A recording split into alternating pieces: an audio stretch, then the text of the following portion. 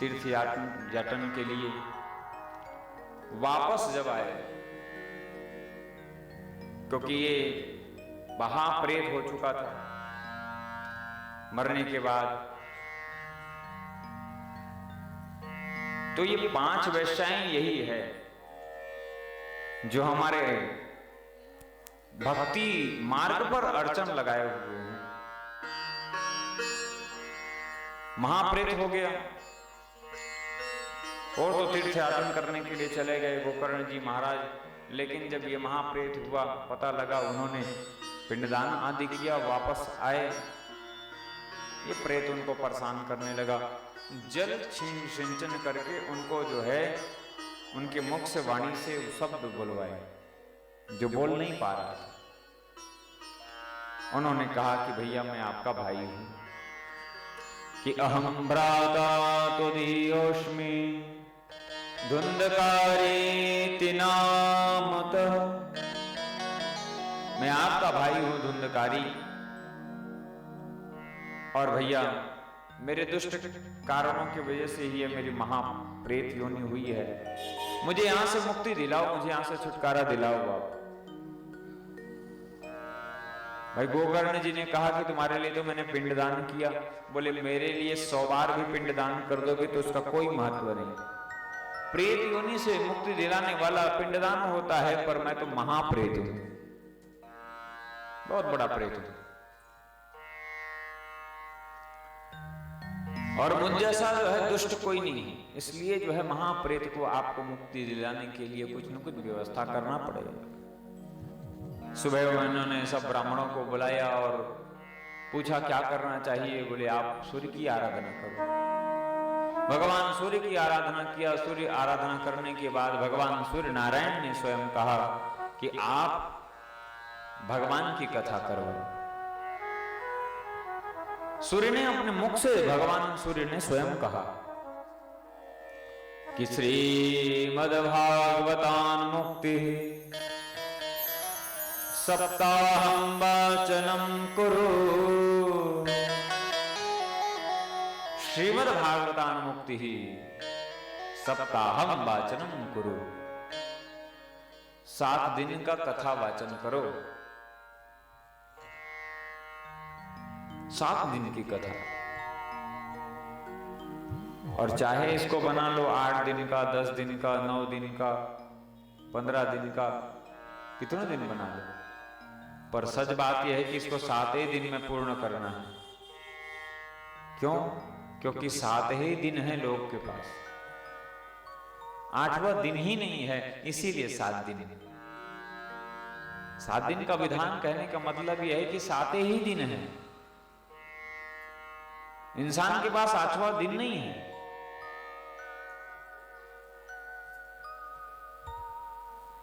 इसलिए 7 दिन का, 7 दिन का ही विधान है। सूर्य नारायण ने भी कहा सप्ताहं वाचनं कुरु, 7 दिन की इस कथा को करो महाराज, इसी से कल्याण होगा। और 7 दिन की कथा को जब किया है तो एक एक दिन करके जो शब्द ग्रंथी वास था उसमें बैठ करके उसने कथा सुनी, और कहां तो प्रेत था, लेकिन जैसे ही 7वें दिवस की कथा पूर्ण हुआ है और वैसे ही वो दिव्य रूप धारण करके बाहर निकल आए। पीतांबर धारण किया हुआ था, शंख चक्र गदा पद्म धारण किया हुआ था, वनमाला धारण किया हुआ था, सुंदर मुकुट धारण किया हुआ था। कहां प्रेत कहां पापी था, लेकिन भगवान की कथा सुनकर के महाराज पार्षद आए और पार्षद विमान में बिठा करके ले जाने लगे। क्योंकि जो भगवान की कथा सुन लेता है, मनन कर लेता है, जो जीवन में उनका आचरण करता है, भैया वो कह रही है कथा जो है उस कितनों दुष्ट को, कितना दुष्ट भी क्यों ना हो, उसको भी भगवान के पार्षद मान लिया गया है, बना लिया गया है। भागवत उसको पार्षद बना देते हैं, भक्त बना देते हैं, अपना रूप भगवान दे देते हैं। यानी भागवत सुनते सुनते हम भागवत हो जाते हैं। भागवत होने का मतलब यह है कि ज्ञान वैराग्य, भक्ति ज्ञान वैराग्य त्याग जीवन में आ जाता है तो वो भक्त भागवत बन जाता है। वही तो भागवत है। भाई भागवत सुनने का मतलब क्या है कि आप भी भागवत बन जाओ, पूर्ण भागवत बन जाओ आप। और भक्त को ही भागवत कहा गया। भागवत का मतलब दूसरा नहीं होता, जिसमें भगवान और भक्त का चरित्र हो वो भागवत। और भगवान और भक्त का चरित्र जहां किशोरी जी की मर्जी से हो, राधा रानी की मर्जी से हो, वो भागवत। उनके बगैर कोई भक्त कोई भगवान से नहीं मिल सकता, क्योंकि वो गुरु है, नहीं मिल सकते उनके बगैर। इसलिए वो ऐसा रूप। लेकिन गोकर्ण जी ने कहा कि भाई ये तो अधिकारी केवल अकेले का है, थोड़ी ना है ये तो सबको जाना चाहिए, सबको विमान में बिठा कर ले जाना चाहिए। पर ये आप तो भेद कर रहे हो, यहाँ एक को ले जा रहे हो, बाकी को छोड़ रहे हो। पार्षदों से कहा, पार्षदों ने कहा महाराज ये सुनने में भेद किया गया, हम ले जाने में या किसी को तारने में भेद नहीं कर रहे हैं महाराज। हम तो सबको ले जाना चाहते हैं, पर क्या करें, कथा सब सुनते हैं पर उसको मनन नहीं करते, जीवन में नहीं उतारते, इसलिए अधिकारी नहीं होता जाने का। अगर भागवत का, रामचरितमानस का, देवी भागवत का, शिव महापुराण का थोड़ा सा भी अगर जीवन में आचरण ले आए तो क्या कमी रह जाएगी तरने में। न जीने में, न मरने में, न तरने में, किसी में कमी नहीं रह जाएगी, सब पूर्ण हो जाएगा। मरने में भी कोई तकलीफ नहीं होगी, क्योंकि मरने वाला यदि भगवान का भक्त होगा तो वो तड़प करके नहीं, वो तो मुस्कुराता हुआ, हंसता हुआ इस धाम, इस पृथ्वी से ऊपर चला जाएगा, परम धाम, इस धरती से, मृत्यु लोक से चला जाएगा। लेकिन वो दुनिया की बातों में लगा रहेगा तो भैया वही तड़प तड़प करके, रो रो करके, चिल्ला चिल्ला करके जाएगा। वो जो दुनिया में जिसका मन फंसा हुआ है, दुनिया की चीजों पर जिनकी वृत्ति हो चुकी है, वो तो अंत समय में रोता है, जीवन भर रोता है, लेकिन जाने के समय में भी तड़पता है, रोता है, चीखता है। इसलिए कथा कह रही है कि जीवन को ऐसा बना लो कि वो तड़पने और चिल्लाने का समय ही न बने हमारे जीवन में। एक बार कहो श्री राधे।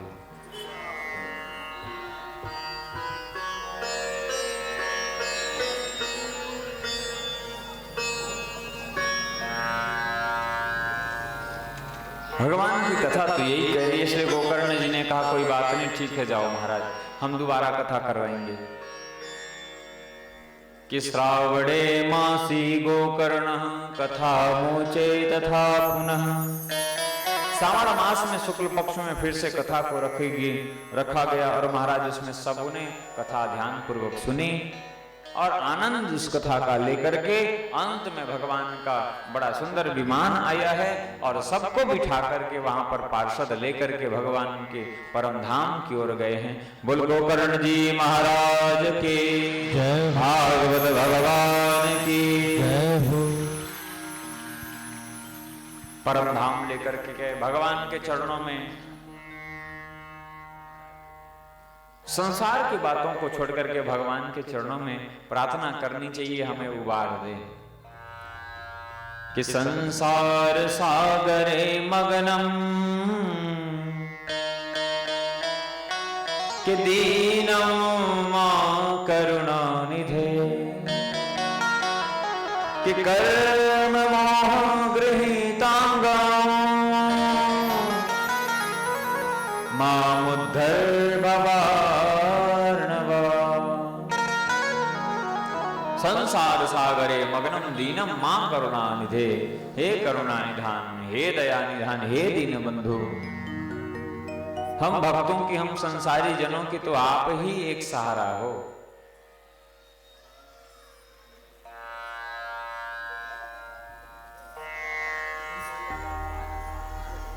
और मैं तो कहा भी करता हूं, मेरे हाथों में हो तेरा हाथ तो कुछ भी कर दूं,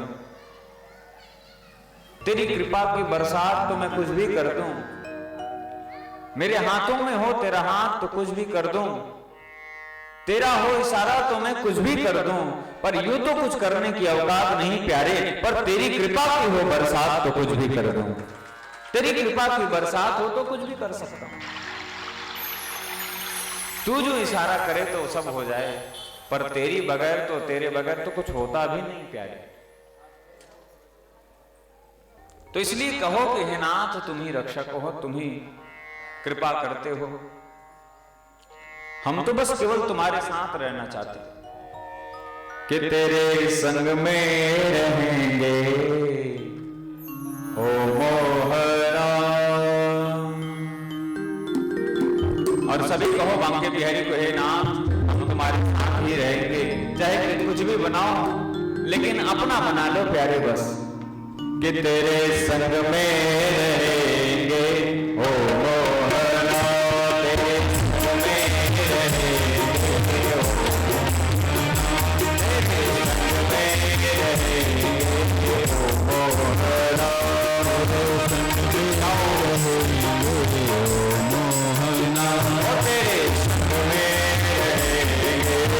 ओ मोहरा।